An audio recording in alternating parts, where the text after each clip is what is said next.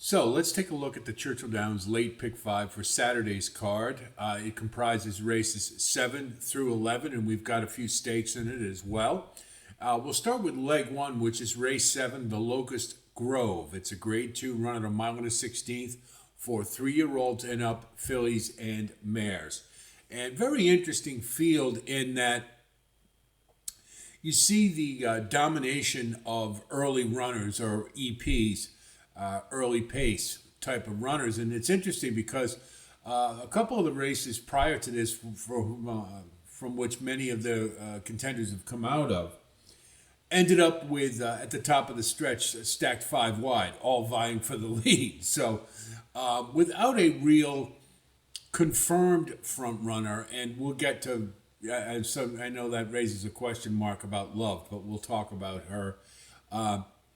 Without a confirmed front runner per se, it does make for a rather interesting race shape, I think.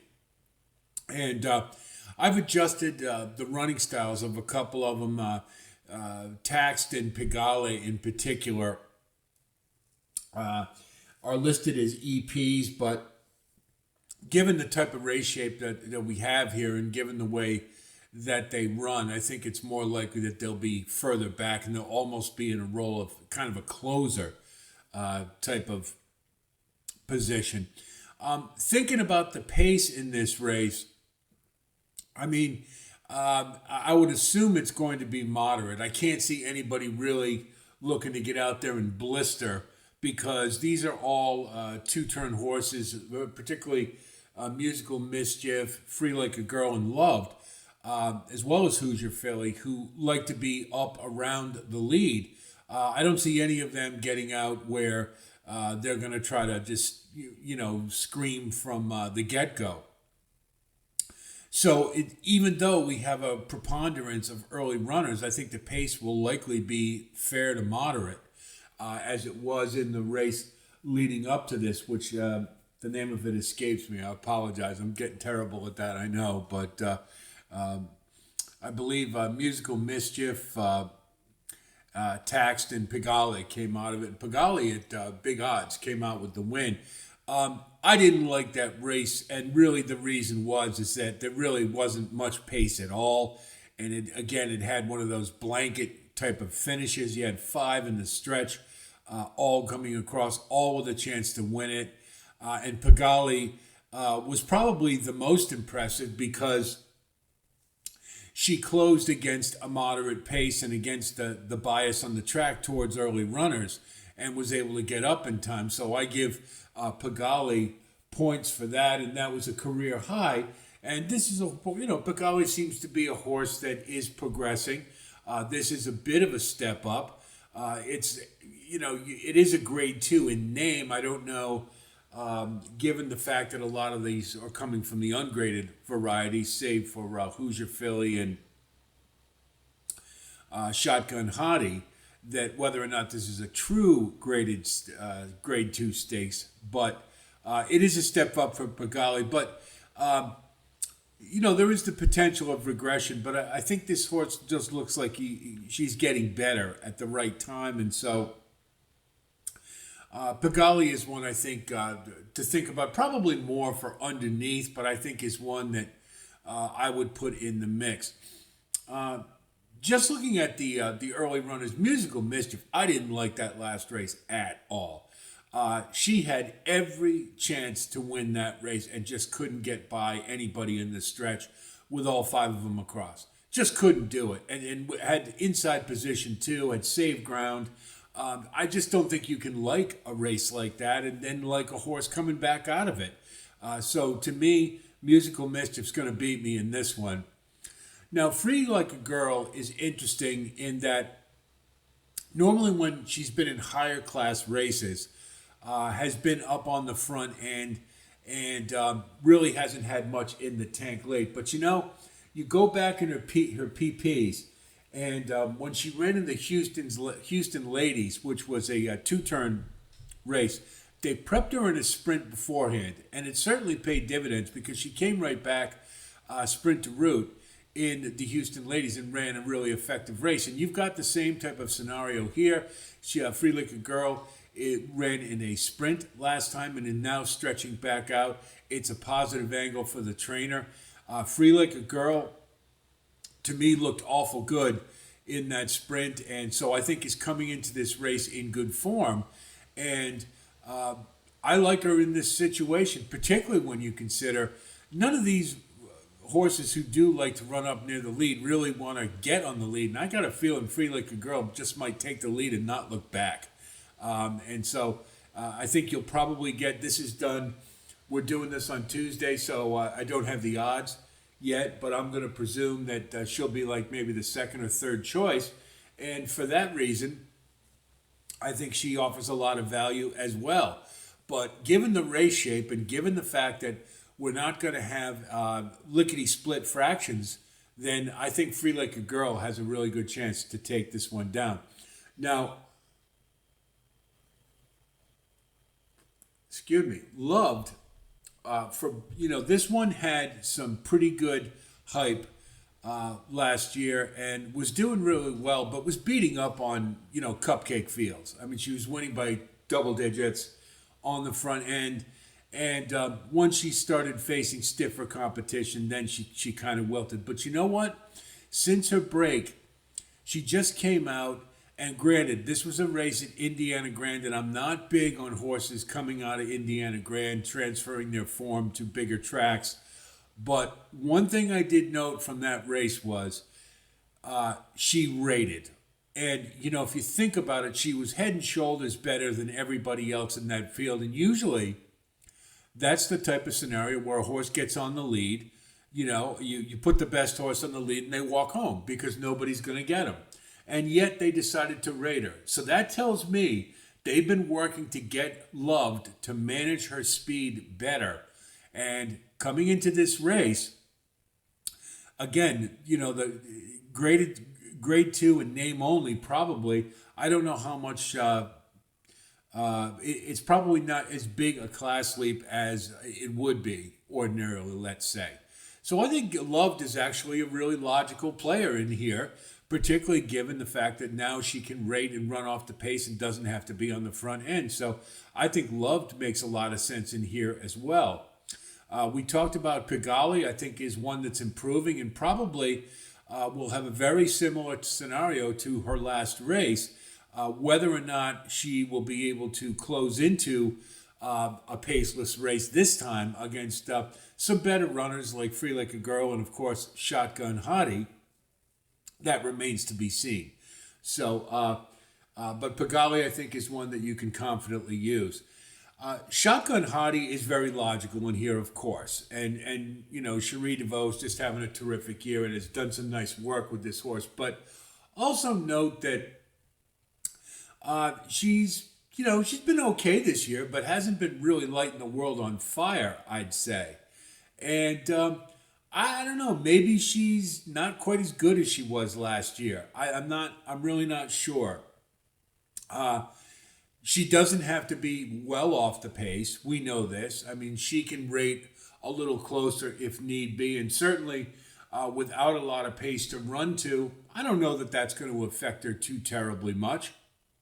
I think she should be able to stay in the mix. And, she has every chance to win this race. I'm just kind of going with Free Like a Girl. I just kind of like the idea that this one's got a scenario that's worked for her in the past. And so I kind of just like her chances a little better. That's really the only reason. But those are certainly the top two. The couple others to talk about just because they're prominent names. Hoosier Filly and Taxed. Hoosier Filly is certainly a horse for the course at Churchill Downs. She's 3 for 4, but note her last race was the one that she didn't win. And, this is just a horse who's really hard to trust. She just doesn't seem to, I don't know that she's really any better than she was at 3 years old. And of course, we know at 3 she was a bit of a disappointment. She needs to have a lot of things go her way. She is going to be parked all the way on the outside, so getting to the lead may be a little difficult, particularly with Free Like a Girl and Musical Mischief to the inside, as well as Loved. I don't think she has necessarily the top end to take down Free Like a Girl or Shotgun Honey. So rather than toy around with the idea of using Who's Your Filly, I'm just going to throw her out and not even bother. Taxed, one thing I've noticed about Taxed's last three races, um, and pretty much throughout her career, the less Taxed has to run at the start of a race, the better chance she has to be there at the end. Now, in this race, when you don't have a lot of pace in this race, she's not going to be able to sit all the way at the back and bide her time rather, and then close with a flourish. It's not going to happen. So she's going to have to be a little more engaged early. So that means expenditure of energy, and I think that's where Tax loses. I think she needs to. I've noticed her last three races she's been running progressively slower in each, and as early on, and has had more late and has done better with each race. Well, I just think the scenario doesn't present itself here where that's going to be a favorable running style. So I'm against Tax. Can Tax get into the money? Of course. Certainly can get under. Let's just try to get a little more value with Pigali as one of the runners coming off the pace. So in sum, I like Free Like a Girl here, but I think this is a race you do have to spread. And I like Loved and Shotgun Hottie as probably the three most logical. And if you want to spread a little bit more, you can throw in Pigali. Leg 2 is the 8th race. It's the Pocahontas. It's the start of the Oaks Prep, Oaks Trail, if you will. It's the first of the Oaks Preps, is what I was trying to say. It's a grade 3, run at a mile for 2-year-old fillies. And we have to remember at Churchill Downs, of course, that means one turn. So this will be coming out of the chute. And that's important because we do take a look at this field, and you can see it's a field of 14. Quite a few runners in there, and we've got some AEs as well. So we'll see how things go with the scratches. You've got quite a few early runners. That's no surprise, really, given the fact that many of these are coming off of their first or second start. And they only really know one way to run at this point, and that's to be on the lead. So these are kind of the rubber meets the road kind of races for 2-year-olds, because now we find out who really has the class in this group. And really the thing that I look for in these preps at 2 years old is you want to look for horses who are learning to manage their speed, because anybody can run 4.5 or 5 furlongs and all out and get the win. But when you start stretching out, obviously you have to manage your speed a little better. So that's kind of one of the things I look for in the running lines, is to see, whether or not the late fraction is getting better, or the early fractions are maybe not quite as fast, and to show a little more consistent use of speed, if you will. So just want to keep that in mind, particularly when you look at a 14-horse field like this. Now, taking a look at them, Chattanooga Crew, there's 2 Kenny McPeaks in here, and Brian Hernandez chose this one, so I thought that was a good sign.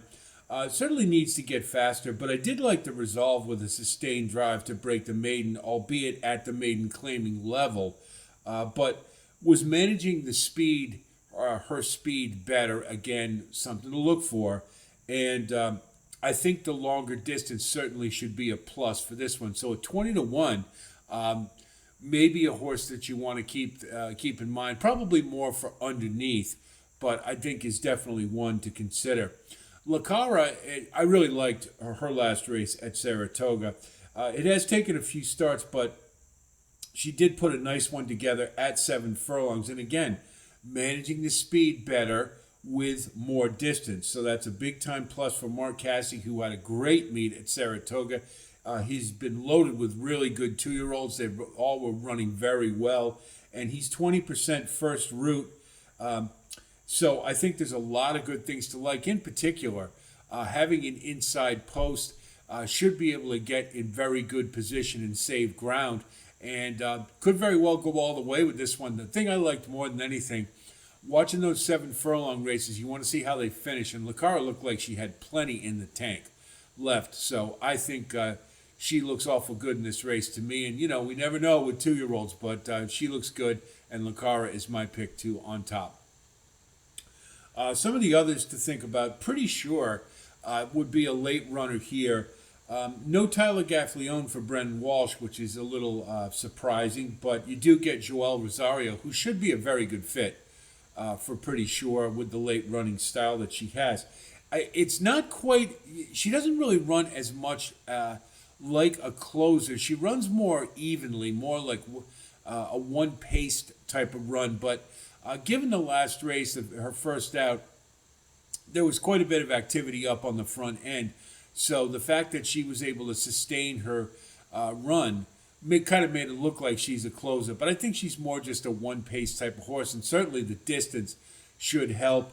And, given this is a first-time distance for all of them, with plenty of early speed, I think this sets up well for Pretty Sure. And at 12-1, you are getting some nice value. I think needs to get a little faster, but could very well improve second start. Would be no surprise whatsoever. So Pretty Sure is certainly one that you want to have in your mix. Strong State had a very strange spin away to me. And it's even stranger when you consider that Irad was in the irons. She broke like a shot. She was right out of the gate, very sharp, right up amongst the leaders, and then mysteriously, she fell back and just kept falling back before re-rallying to come up with a fourth. Now, I don't know if that was Irad's decision or maybe she didn't like the mud or what it was, but it just seemed like a really weird ride.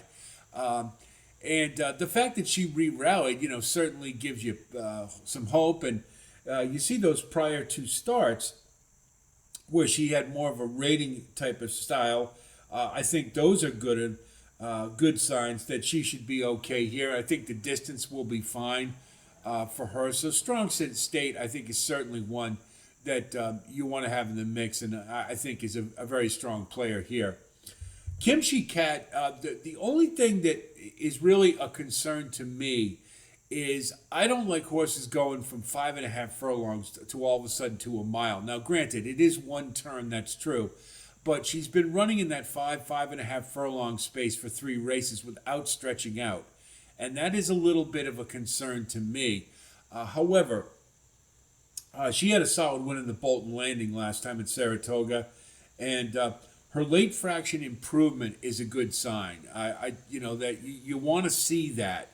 And so that tells me that she's getting stronger, getting a little more seasoned, and she should be able to get a mile being by Twirling Candy. I'm not worried about that terribly much. It's just, it's kind of like a shock to the system to all of a sudden go from 5.5 furlongs to a mile. And that's really the only thing that gives me a bit of a pause. The 13 hole I don't think is going to be an issue because, again, coming out of the chute, she's going to have plenty of time to get position. And, she's been okay out of the gate, so I think she should be able to get right up where she wants to. So Kimchi Cat, I think is good enough to compete in this field and certainly be a win candidate. But I just have a little bit of reservations because of the lack of stretching out progressively over her 3 starts. But I think, it certainly is capable of doing so. So in this race, I like Lucara. I think she's the one to beat. But never know with 2-year-olds. So we're probably going to have to throw a couple more in there for options. And I would use Strong State, Kimchi Cat, and Pretty Sure as my other strong alternatives. And maybe, again, if you want to spread a little further, throw in Chattanooga Crew. But it's going to be a wild one, the Pocahontas, no doubt. Leg 3 is the 9th race. It's the Louisville Thoroughbred Society Stakes. It's ungraded for 6 furlongs, and it's 3-year-olds and up. And it's an interesting race. This one, probably I would upgrade from an ungraded stakes to having the feel of more like a grade 3, given the Close the Game Sugar and Skelly, as well as Cyclone Mischief. Just having some stakes performers and some prominent horses in here.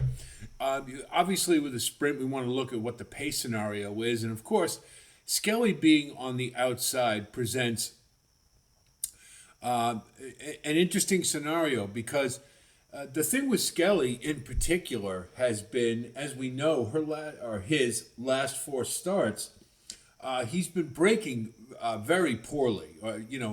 For a front runner, I mean, had way too much to do,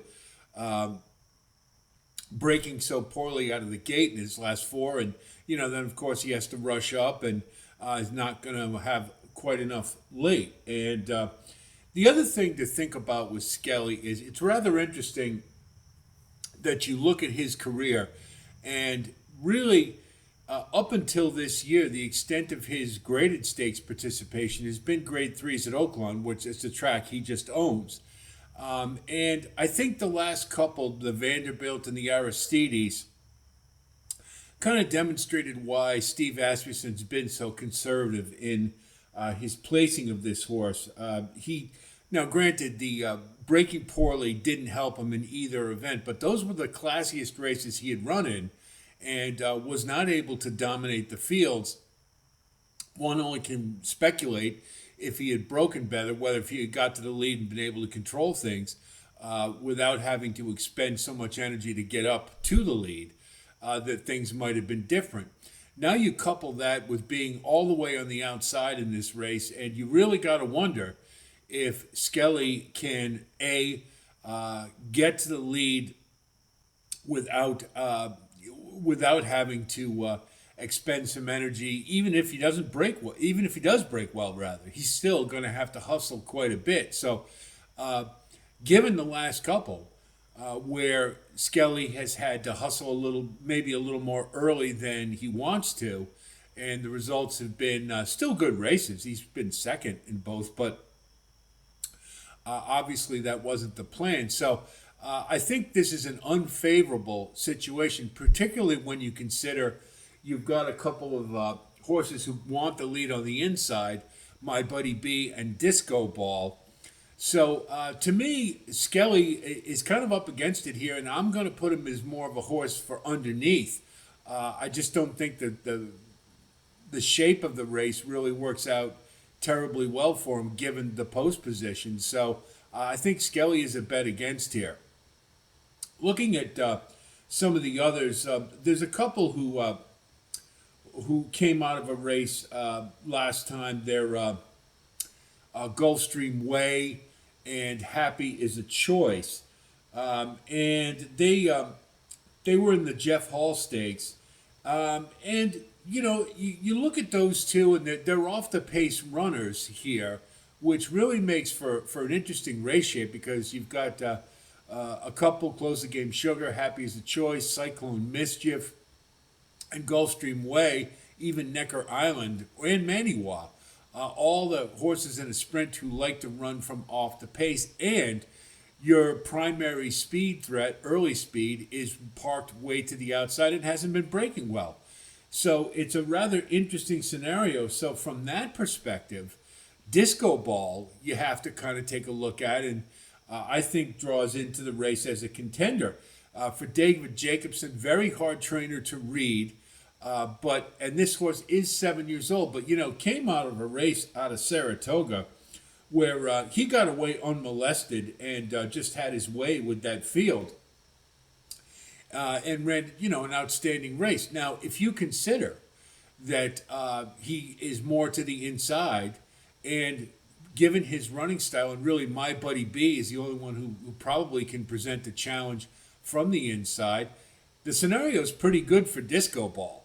I don't know that at 7 years old I want a horse, expect him to run a top effort to close this out, but you do have to wonder about it because if Close the Game Sugar or Cyclone Mischief any of these don't fire, the more prominent ones, I should say, and Skelly breaks poorly again and gets stuck outside, then Disco Ball actually kind of looks pretty good here.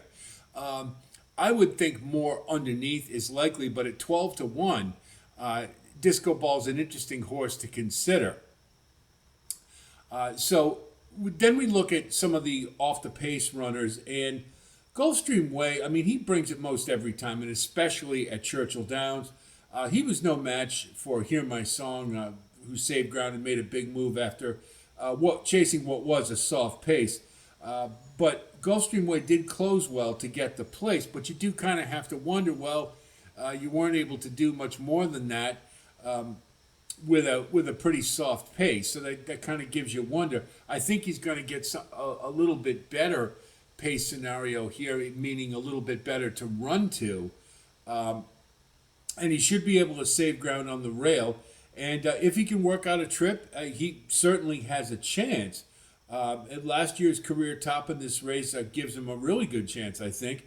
And especially if Skelly does break well and can get up to the front, then I think the pace is livelier.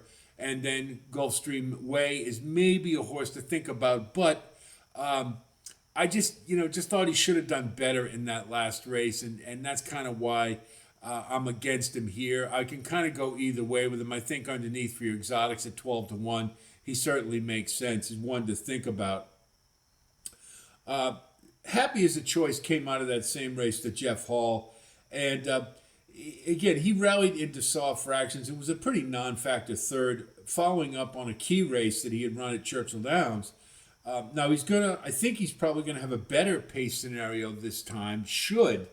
But I kind of favor him a little bit more because he's 4 years old and he's a horse who seems to be on the improve, and so I mean I don't know. I think he'd have to run a career best to beat Close the Game Sugar, but certainly this is a horse I think you can comfortably put into your exotics and has an outside chance of taking it down. Hear My Song, just incidentally, his best efforts have come when the pace is soft, and I kind of don't think that's going to be the case here. And so I think he just got such a cherry ride last time. It was so easy that I can't like him here, and I just don't. That race just left kind of a sour taste in my mouth to Jeff Hall. So I'll let him beat me. Now, one that's pretty interesting is Cyclone Mischief. Now, we all remember Cyclone Mischief from the Derby Trail last year. In most races, he seemed pretty outmatched. And he ran quite a few two-turns efforts. Dale Roman's the boss. He stuck with him quite a long time trying to get a two-turn race out of him, and it really didn't happen. So since they've cut him back to sprints, it seems to have been the right move, and I kind of thought it was all along. His second to last race had some trouble and still ran a credible race, but his last race, he beat Rhyme Schemes, who we remember was a pretty damn good sprinter at 2 and has been off for quite some time. He stalked what were moderate fractions again, but he earned a career high speed figure, and again, the cutback I think is definitely agreeable. Now he's coming in third off the layoff here, and so he should save ground and could be rolling late, and he's another one that could upset the apple cart. And again, at 12-1, you're getting some really nice value. So I think Cyclone Mischief is certainly one that you have to consider. But let's talk about my pick in the race, and I think a lot of people's. It's Close the Game Sugar. This horse has really just been a different horse at 4 years old, has really discovered how to manage his speed, and you hear that a lot from me in this sequence, but really those late fractions, he's made such a quantum leap, a big improvement over what he was running at 3. And he can stay up around a hot pace, and he still has enough left to get the job done. And I think at 6 furlongs, this is an ideal distance for him. And the thing I like about him more than anything, and you have to love about a horse like Close the Game Sugar, is he fires every time. He just brings it. And in this field, I'd have to consider this to be a little soft in comparison to some of the others he's run in. So I think staying just in range of the pace, whether it be Disco Ball or Skelly or both of them, puts him in really good position. He's going to be able to save ground along the rail. And I think this is just a logical spot for Close the Game Sugar, and it's my pick to win the race. So again, it all is going to depend on what we get out of Skelly. But if the last 4 races are any indication, he's going to break poorly. He's going to have to hustle the front, and he's going to wilt late. having expended too much energy early. So I think Close the Game Sugar is a really logical pick in here, and is a really good option to single in this sequence. Leg 4 is the 10th race, and this is the featured race for the day, I'd say. It's one of the first Derby preps at Churchill Downs. Good place to have it. The Iroquois. It's a grade 3, run at a mile, and again, it's around one turn out of the chute for 2-year-olds. And I'll tell you, this is a really, really good field. There are tons of ways to go here. And you look at this, and obviously Owen Almighty stands out based upon his prior record. He drew off nicely in the juvenile at Ellis, and it was especially impressive with the added ground. And he just looked politically correct right in the eye and breezed right by. And I think that that says a lot about Owen Almighty, and he would certainly, he's the favorite, deservingly so, and would be my pick to win this. If we get anything near 5-2, hip hip hooray. Now we take a look at some of the other runners, and First Resort certainly ran a nice Saratoga special earlier at the Spa, and hung on for what I thought was a pretty good second. Owen Hardy is just killing it at Ellis, and you see with Bejarano, they've just been lights out together. So I certainly don't want to exclude First Resort based upon that. And in the third start, with a little added ground, is likely to move forward. Have a little bit of reservation about the dam. The average winning distance is more of a sprinter type. But again, this is one turn and one turn mile. So I think we can include First Resort. I just kind of like others better. I'll just make a note about Authentic Strike. That I left off, but reluctantly so. His first start reminded me of his father like no other I've ever seen. He got on the lead and he just wouldn't give it up. And he got pressed hard in the stretch, and he actually lost it briefly and then came right back just like his father did in the Derby. And so this is a hard knocker, eligible to improve in the second start. And if you're looking for a horse to upset the apple cart who might just keep running, at 12-1, you're getting some really nice value on Authentic Strike. Just need that speed figure to be, I needed it to be a little better in the first start. But again, very eligible to improve, and there are a lot of ways to go here. So if you're looking for a horse to think about, one to upset the apple cart, Authentic Strike might be the one. Giacoso, to me, is incredibly intriguing. Now, this one has had 2 solid races on the grass. And despite the slow break in the debut on dirt, rallied really nicely. So this, I don't think dirt's going to be a problem for this horse. I wouldn't be surprised if he was placed on turf just to get him a root of ground. And so he's been around 2 turns, and he's certainly going to have the stamina to get the mile. I don't think that's going to be a problem at all. And again, at 10-1, I think you're getting some really nice value. Again, another horse who should be coming from off the pace. If they go crazy up front, Giacoso just might steal it. I think he's extremely intriguing to me. Obviously, Owen Almighty, we talked about. I mean, I just think from what we've seen out of him, the best is yet to come. He looks awful good right now, and I don't think he's going to be bothered with a one-turn mile. 7 furlongs didn't bother him, and he's certainly the one to beat. Magnitude is an interesting horse in that you don't see works like that from his tab, from Steve Asmussen trainee. So it certainly hints at ability. You don't see bullets, and you don't see sub 1 minute 5 furlong works. So there's some talent here to be sure. The thing about him that, he drew off in his second start against what was an okay field, but it was encouraging as it appeared he had more in the tank, and with the added ground and being a tappet, that's no surprise to me.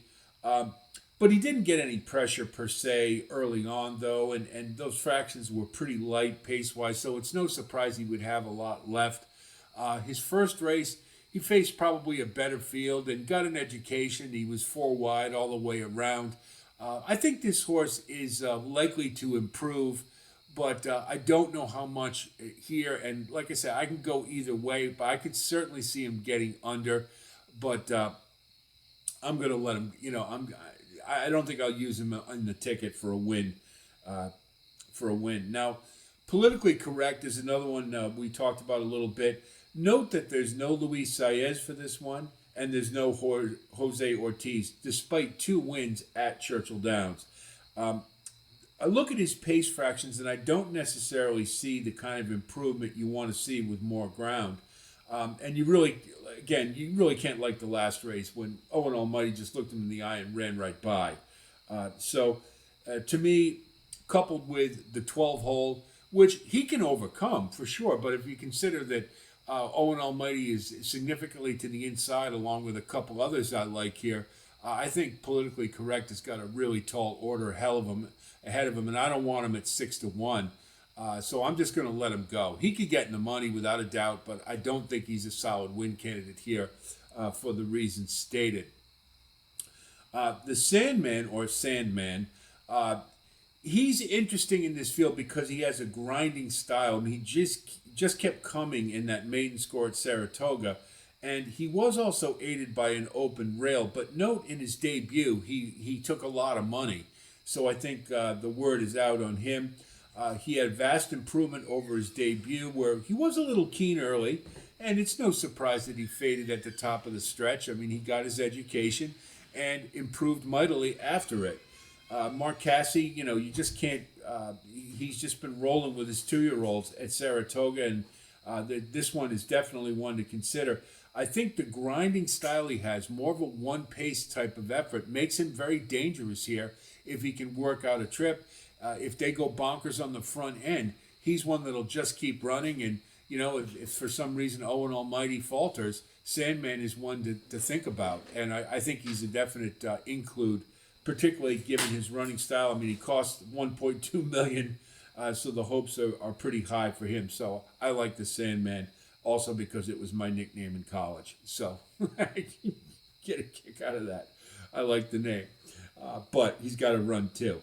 Now, Jonathan's Way is one that if you go back and watch that debut race and you're not high and impressed with this horse, I don't know. That was one of the most impressive maiden scores I've ever seen. He got pinched at the break. He had to make up tons and tons of ground. He swung about 6 wide, so he probably ran a mile in that debut effort and then drew off from the field. You can't underestimate Phil Bauer at Churchill Downs. It's his home track, and he had a monster Saratoga meet, and I think he's just going to keep it rolling. I really like Jonathan's Way here. It's going to be tough to take down Owen Almighty, but if anybody's going to do it, I like Jonathan's Way a lot in this race, and he would be my 1A to Owen Almighty right now. So no surprise with a 2-year-old race, all going a mile for the first time. There's a lot of ways to go. There's a lot of things that can happen, but based upon what I've seen, Owen Almighty to me is going to be pretty tough to beat here. But this is a very competitive race, and it would be awful tough to single Owen Almighty here, and I think it's a race that you definitely have to spread in. Leg 5 is the 11th race. It's a maiden special weight for 120,000, run at 1 1/16 miles for 2-year-olds, and this is a 2-turn race. So obviously most of these on dirt anyway will be running at around 2 turns for the first time. And you take a look at this field, really not much of a field. There were only a couple in here that I thought were, upon review, that really look legitimate win candidates here. You've got a couple of horses in here for some high-profile trainers, notably Brad Cox and Bill Mott, but they didn't show me a whole lot. Steve Asmussen's got one in here, Homer's Odyssey, and I thought did pretty well. It's going to be moving to dirt, but I don't think the conversion is going to be fine. Being by not this time, the dirt should be fine, and I think 2 turns will be right up Homer's Odyssey's alley. Has already run around 2 turns a couple of times on turf.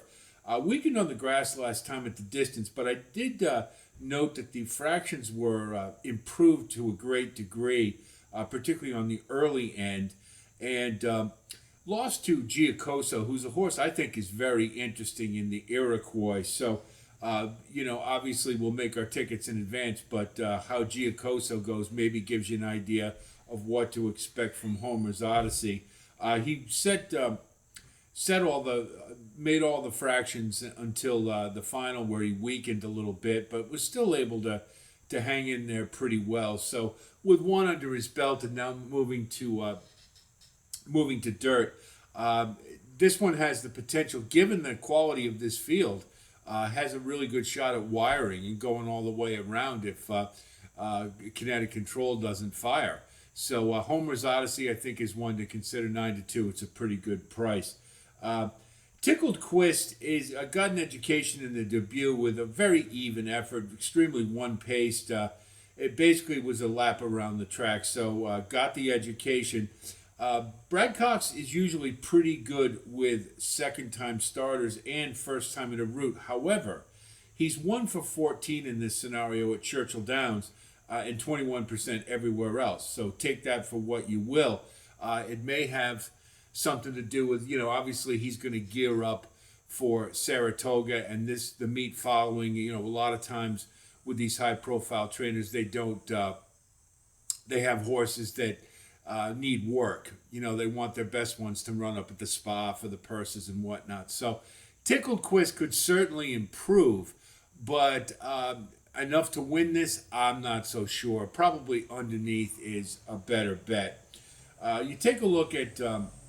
I'll just mention Desert Air as one that was on the front end and weakened in the stretch and debut, and a lot of times that can mean an improved effort. But when you consider how soft the fractions were in debut and the fact that Michael Puhich is pretty weak with second-time starters, first-time route, I don't give Desert Air that much of a chance to be really solid, particularly around 2 turns.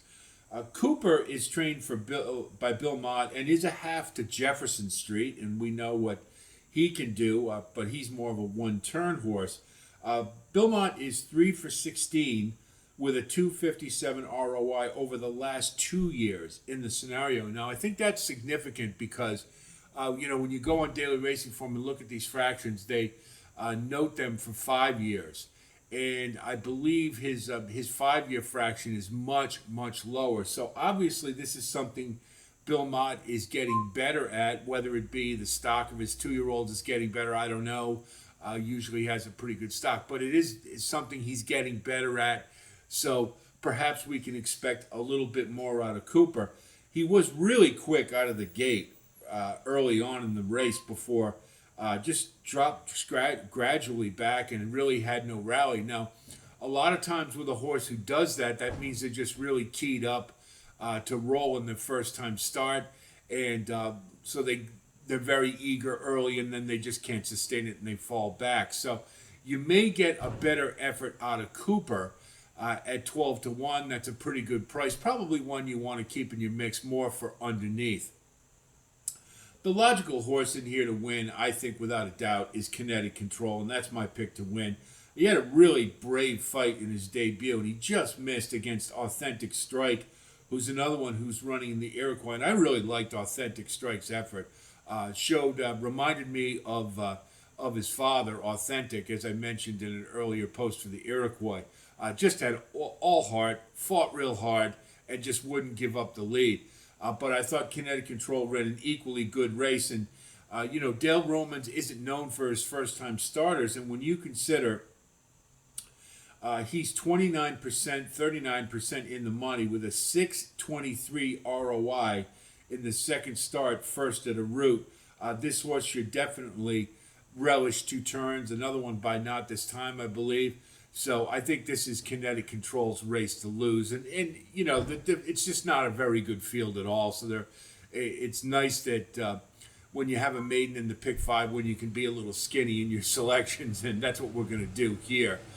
So we take a look at our ticket, and leg 1, race 7, we're going to go with 2, 4, and 7, and we're going to go with Free Like a Girl, but Shotgun Hottie and Loved are certainly 2 other viable candidates here. Leg 2, the 8th race, the Pocahontas. I think that one's definitely a spread, but I'm going to give the edge to Lacara, number 3, being on the inside, 1 turn mile, can get the pace, should be able to save ground, and has a good possibility to take them all the way. But we'll spread 3, 6, 9, and 13. I think Kimchi Cat, if she can stretch out from 5.5 furlongs to a mile, which I think is kind of tricky for her, but certainly seems to have some ability, and she's one that we want to keep track of as well as the 6 and the 9. Leg 3, the Louisville Thoroughbred Society. We're going to single close the game Sugar. I think it's her race to his race to lose. Fires every time, and I just think the scenario sets up really well for him, so we'll go with him there. Leg 4, race 10, the Iroquois. I think it's a 2-horse race. You either go with Owen Almighty, who I think is going to give a little bit of an edge just because he has consistently broke better, and Jonathan's Way, who I really like in this race. That maiden score was just a thing of beauty. It was just so impressive, but if this horse does have trouble getting out of the gate, it may make things difficult to overcome Owen Almighty. And then finally, in the 11th race, the maiden, I think it's a 2-horse race. It's really more of a 1-horse race, but I just don't feel completely comfortable singling. I wouldn't blame you if you do with Kinetic Control, number 11, but we're going to throw in number 2, Homer's Odyssey, as well. Given the quality of the field, there is the possibility of a wire job, and I think he would be the best candidate to do it. So that's 3 times 4 times 1 times 2 times 2.